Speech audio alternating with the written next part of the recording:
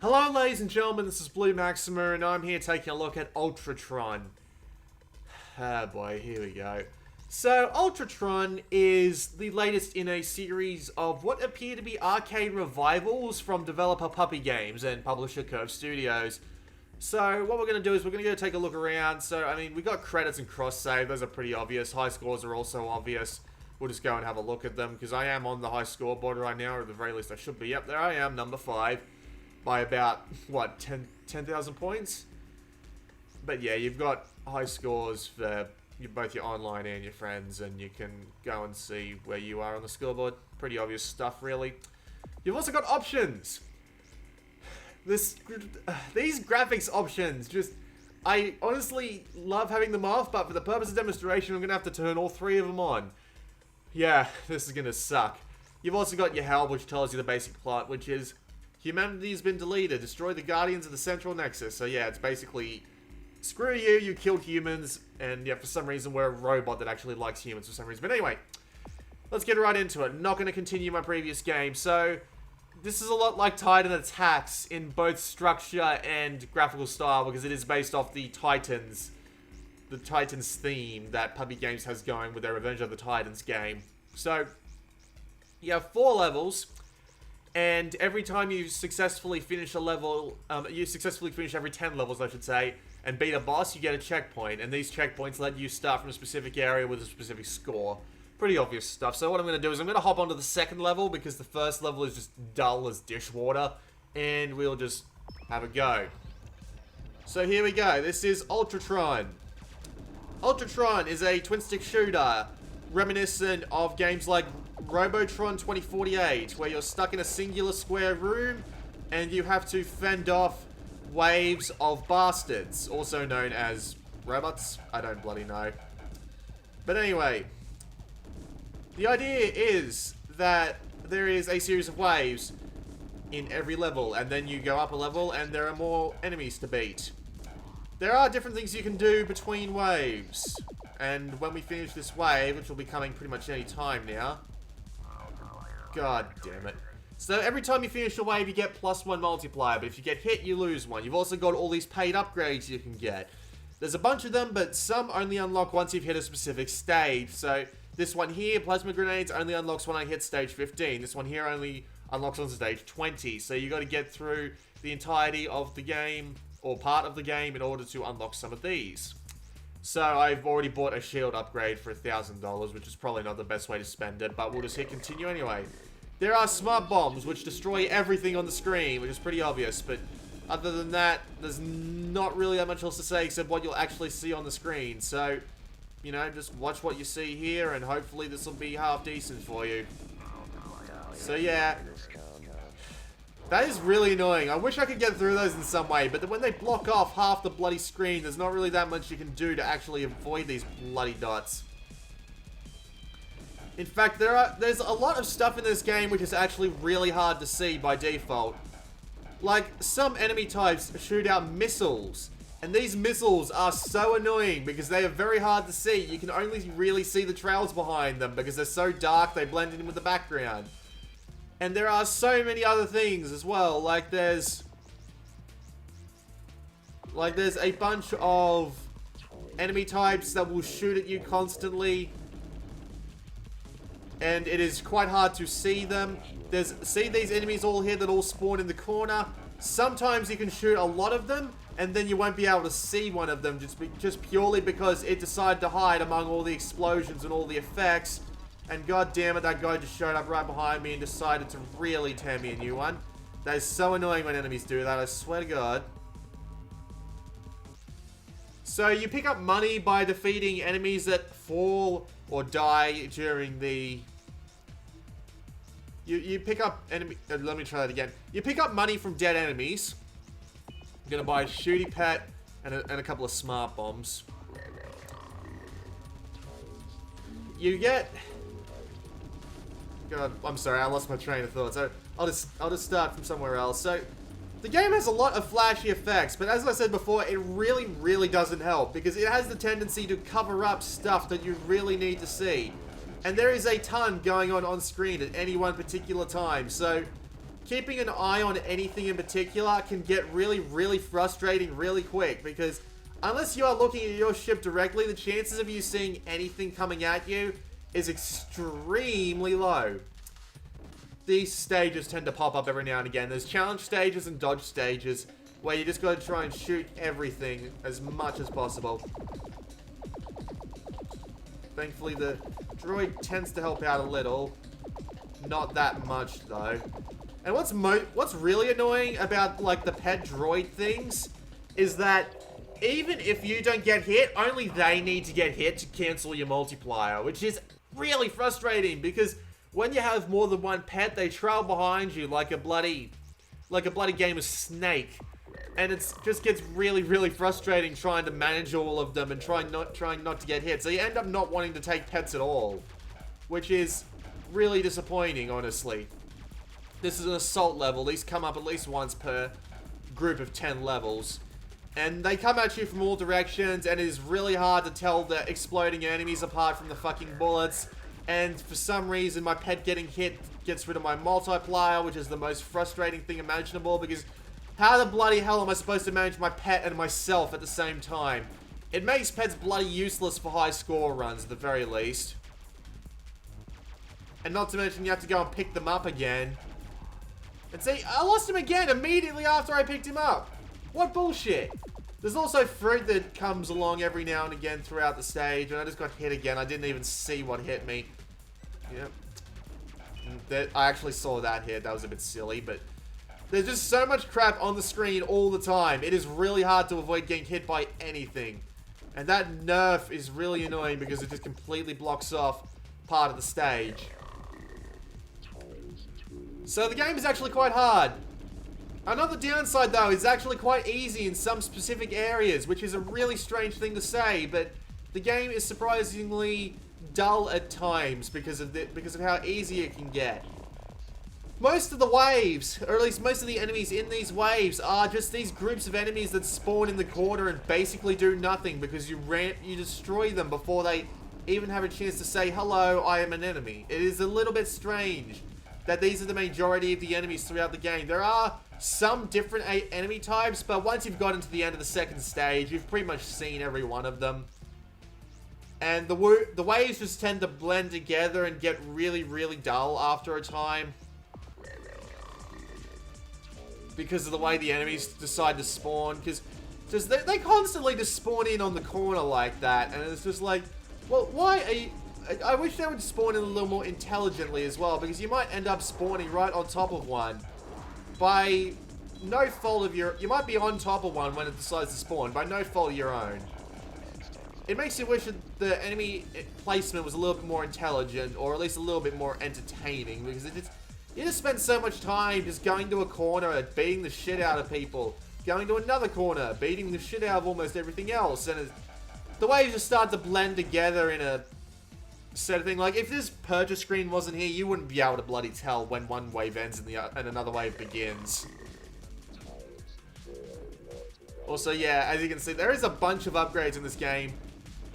I would be honestly surprised if you're capable of upgrading everything in this game. Like, I might as well start getting into this now. The game is extremely easy to actually finish, which is really, really weird. Like, even though I'm taking a ton of hits from stuff I can't really see or acknowledge, and there are a ton of things coming at me at any one time, I've still got enough money to buy pretty much all the shields, and what hit me there? God damn it! I still have enough money to buy myself shields, and here's a dodge stage, so we just basically got to avoid these bastards. So, you end up having to just spend so much money on your shields because it's like, you don't have enough money to do any reasonable upgrades because you're losing all your shields all the time because you can't see what's coming at you. And it's just really, really stupid. God damn it. I've never had one turn around on me like that twice. The earliest dodge stage is actually the bloody hardest for some reason. It's kind of annoying. Like, there are dodge stages later on, but the very first one, which was that one there, is actually the hardest because the enemies tend to turn around on you a lot more. The next one actually has, like, the same amount of enemies in less difficult patterns. It's a little strange. Or maybe it's procedurally generated and I just got lucky. Who knows? But yeah. The game, as I was saying, is relatively easy. Because most of the enemies that you need to fight are just sitting in a corner, and the rest are ones that are going to hit you bloody anyway because you can't see the bullets that are coming at you. Like, what the hell hit me there? I have no idea what hit me there. That is so frustrating. Every stage is capped off with a boss of some kind. Like, we're about to see one of them here. I'll go on to stage 3, but we're about to see one of the bosses here anyway. Bloody Nerf bomb. Get away from me. Go over there. Thank you. But yeah, you eventually fight one of 4 bosses. And the bosses themselves aren't really that unique. They don't stand out as anything more than just big guy that you need to shoot. And that's just disappointing because the one tactic that works against pretty much every boss is go around them and shoot. That's basically all you really need to do. Like here he is now. So the idea is just go around him and shoot at him. Try and hit the weak spots if you can, but it's not entirely necessary. Sometimes they will attempt to crush you into a wall, and that's eventually what got me a game over at the stage 4 boss. But it is really easy just to circle around them and just do massive damage to them. I'm not entirely sure what hit me there. I couldn't see it. Turning off the graphical effects in the options menu does tend to help with seeing some of these things that actually end up hitting you, even though you can't really see them when the effects are turned on. But sometimes it helps. Sometimes it doesn't. It's just a little bit frustrating, really. But what I was saying about the game being relatively easy, well, again, most people I've noticed playing this game have gotten to the end of the game on one set of lives, which is surprisingly disappointing considering this was meant to be inspired by Robotron 2084, which was hard as dicks. I mean, look at this, by the way. Look at these tiny enemies that are coming in. How do you expect to see these bloody things? They're bloody tiny. Absolutely insanely tiny. Because they just blend in with the background so well. It's like, it's really hard to see them unless you're paying really, really specific attention to that part of the screen. Frustrating as hell, I tell ya. That was what Geometry Wars had over almost every other game. The game's graphics was so would stand out so much that it would be really, really hard to miss any one particular enemy on the screen at any one time, even though that was basically what would do you in most of the time, just running into an enemy that you didn't see, or running into a shot you didn't see sometimes. But Ultratron just really exacerbates this problem of having things that'll come out of nowhere because you can't really see them because they blend in really well with the ground. That's just the main problem with Ultratron. It just, everything tends to blend in, so you can't see what the bloody hell you're doing. But the game does have other problems than that. Like, what the hell was that? I didn't even see that. Come on. It is really hard to see stuff when you're when you're trying to play the actual game. I hate these guys. They're just shielded bloody forever, and you have to wait for them to unshield before you can actually try and do damage. But yeah, as I said before, the game's waves just slowly start blending into each other, and oh god, why? So I'm out of shields. I bought the upgrade that lets me use my bombs as a bit of a safety net. Very useful upgrade. Get it immediately. But yeah, the game is very easy just to... what's the word I'm looking for? It's very easy just to cheese your way through with shields and smart bombs, which is a little bit surprising. And you can finish the game in underneath an hour, and most of the game doesn't appear to be generated in any way to add replay value. It's just everything spawns in exactly the same place, or at least that's what it feels like. If it is procedurally generated, I can't bloody tell because I'm that bored. I don't know for sure. I'm sorry, I get really bored playing Ultratron. I tried to play the entirety of the game in one sitting, and I had to put it down several times because I was just getting so bored out of my mind with the repetitive waves and the repetitive enemy types. It's a really disappointing twin-stick shooter, to be honest. The weapons don't feel like they have that much impact, although the sound effects are quite nice. The music, though, really just blends into the background, and you stop noticing it after a while. It's just a little bit disappointing, really. I mean, I liked Titan Attacks. Titan Attacks was good.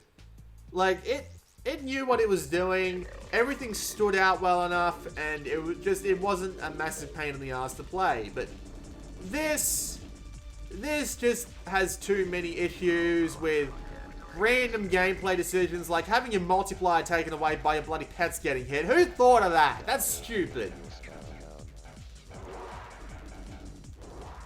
And just the way the graphics are designed, but making it so that it's actually really hard to see something that's coming at you.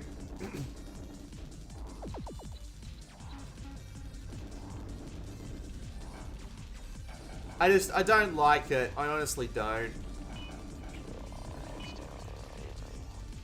It just eventually starts grinding on your nerves, and it just gets harder and, well, slightly harder. I mean, it stays pretty much the same difficulties. You can't see half the shit that's coming at you, and it gets frustrating because of that. And I mean, you've seen like 15 of the game's 40 levels already. So, if you can't decide to buy this game based off what you've seen here, then, well, you probably shouldn't buy this game, then. I don't like it. It's not great. Some of the gameplay decisions are just insane. And it's really hard to see everything that's coming at you until it's too late to avoid it, if you actually see it at all. Had a lot of potential, that's for sure. But I just find myself being too frustrated and too half-blinded to actually play it. Whoops, got hit by an earth bomb. That was my fault. I think after this dodge stage, I'll call this video to an end, but why?